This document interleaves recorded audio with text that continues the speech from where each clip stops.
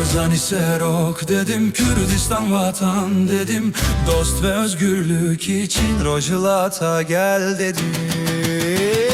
Barzani Serok dedim, Kürdistan vatan dedim, dost ve özgürlük için Rojhilat'a gel dedim. Bakur Başur Serhil'dan çok yaşasın Kurdistan, Rojhilat özgür olsun, sevinsin tüm Kürdistan. Dağlara selam verdim, rüzgara haber verdim, yüreğim ateş gibi, ben bu yoldan dönmedim. Yolumuz hak yolu dedim, Kürdistan vatan dedim, ölürsek ölürüm dedim, ben bu yoldan dönmem dedim.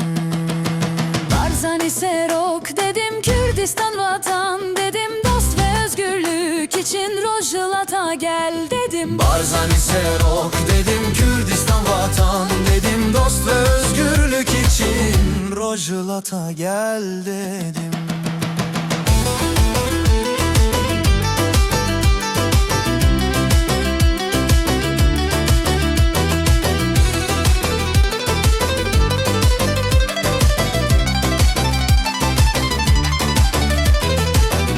Başur Serhil'dan çok yaşasın Kürdistan, Rojhilat özgür olsun, sevinsin tüm Kürdistan.